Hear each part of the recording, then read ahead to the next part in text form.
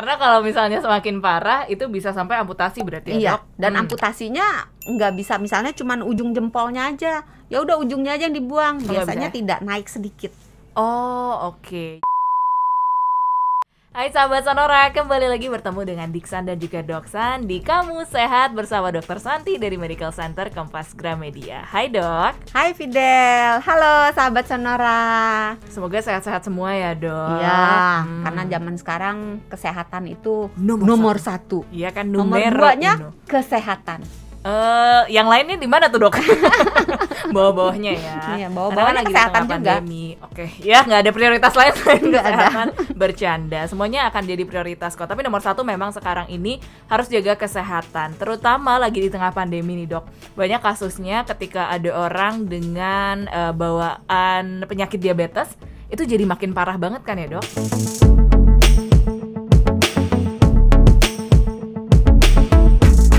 Penderita diabetes yang terkena COVID-19 itu potensinya untuk menderita sakit dalam spektrum yang parah sehingga membutuhkan perawatan di rumah sakit, dan potensi meninggalnya itu lebih tinggi daripada orang yang tidak diabetes yang terkena COVID-19.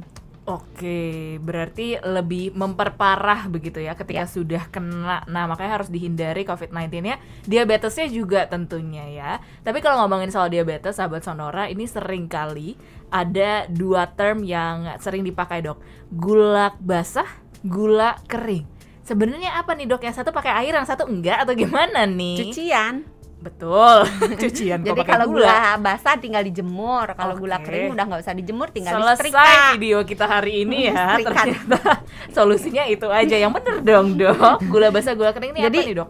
Sebenarnya gula basah, gula kering itu dalam kedokteran bukan istilah yang ditemukan. Oh, nggak ada. Jadi nggak ada gitu ya. Semua diabetes itu dianggapnya sebagai satu golongan diabetes.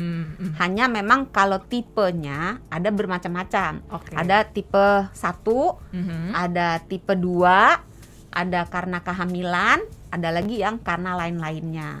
Nah, tipe 1 biasanya itu jumlah penderitanya sedikit. Oke. Biasanya berkaitan dengan gen dan ditemukannya pada usia yang lebih muda dan juga lebih tergantung pada insulin.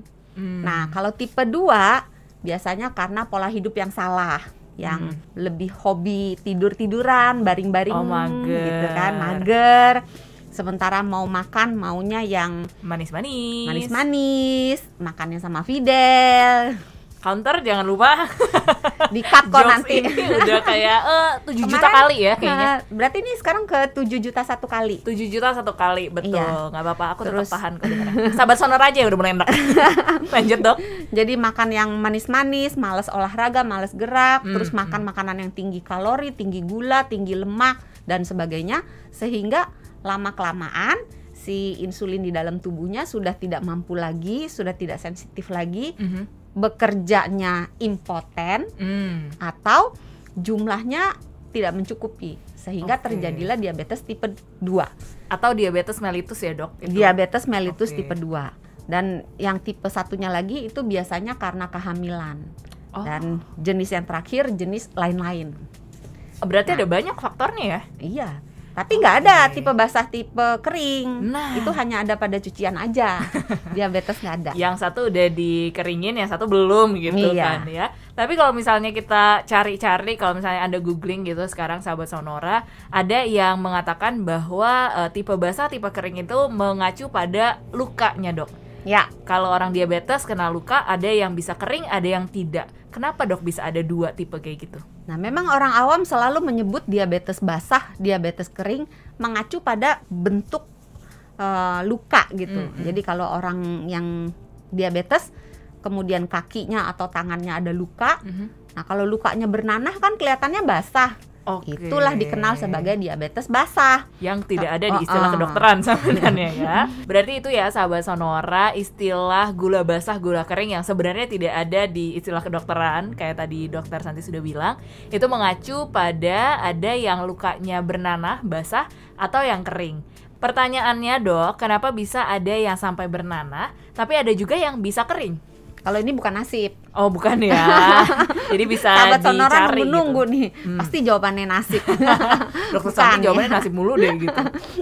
Ini sebetulnya pengendalian luka yang lebih awal, pengelolaan luka yang lebih awal dan lebih dini dan lebih tepat, itu bisa menyebabkan perbedaan yang luar biasa gitu. Jadi kalau kita tahu ada luka, kita tangani sedini mungkin dengan cara yang benar, maka luka itu nggak jadi infeksi. Nah, kalau tidak terjadi infeksi, tidak timbul nanah.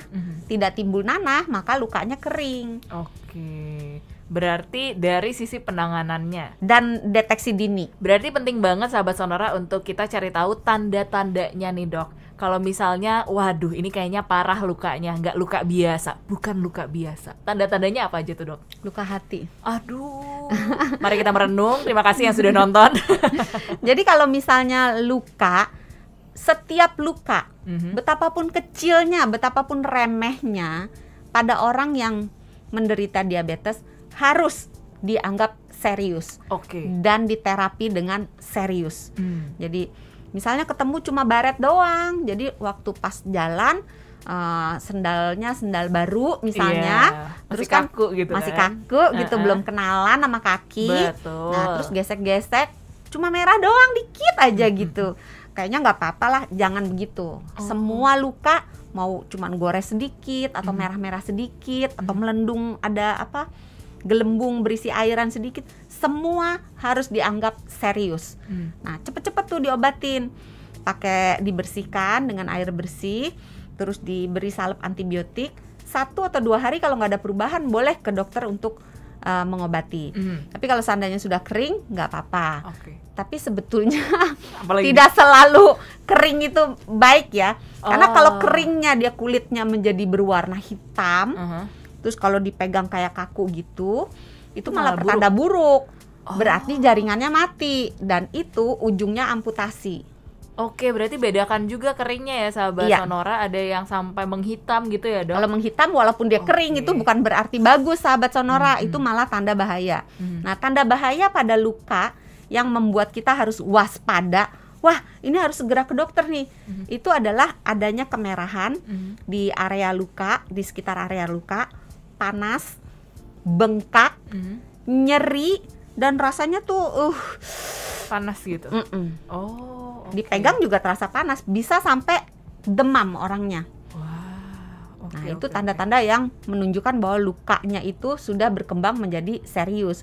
Tapi jangan sampai ke tahap sana. Jangan ditinggal gitu aja sampai Iya. serius gitu kan ya. Baik, berarti sudah bisa dibersihkan kemudian dikasih salep antibiotik gitu ya, Iya, Dok.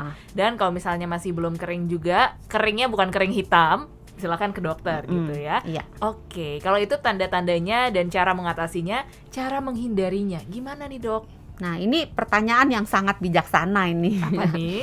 Ya, daripada kita mengobati kan lebih baik mencegah. Betul Bijaksana sekali. sekali gitu Thank kan. you. Nah, cara pencegahan yang paling baik adalah menghindari adanya luka.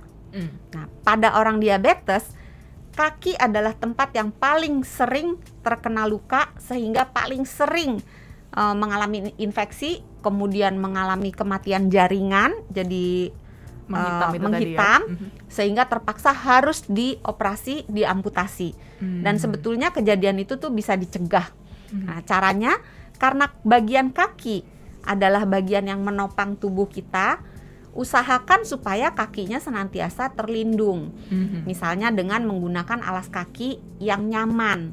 Jangan kalau perempuan kan suka tuh pakai sepatu yang Heels. ujungnya runcing-runcing. Aduh, aku lagi pakai itu yang lagi. haknya tinggi-tinggi gitu Ada ya. haknya lagi. Ya kalau dipakai tuh rasanya kaki kayak digigit gitu. Kayak, Menderita. nggak ada space buat berpisah nih jari-jari kita gitu kan. Ya, jadi sepatu-sepatu yang ujungnya runcing itu memang sesuai dengan slogan beauty is pain. Nah, Tapi pain ya is pain. Jadi pain ya is sakit pain. aja. Nah, itu harus dihindari pada penderita diabetes. Jadi pakailah sepatu yang nyaman, yang jarinya bisa bergerak dengan leluasa gitu ya, punya apa tempat untuk bernafas. Terus kalau mau pakai kaos kaki, pilih kaos kaki yang bahannya enak, yang bahannya katun menyerap keringat, yang empuk, dan di dalam rumah pun sebaiknya menggunakan alas kaki. Oke. Kenapa? Karena pada kaki diabetes itu terjadi kerusakan, sering ya, terjadi kerusakan saraf dan mulai terjadi kerusakan pembuluh darah. Sehingga kaki kita yang pada orang normal, orang sehat tanpa diabetes, itu kalau nginjek sesuatu, misalnya katakan nginjek kerikil, kan kita langsung angkat kaki karena sakit. Atau kita nginjek puntung rokok atau nginjek pecahan kaca, kita angkat kaki kita otomatis, sehingga tubuh kita melindungi si kaki dengan refleks nyeri yang ditimbulkan. Begitu keinjak sakit, ngangkat.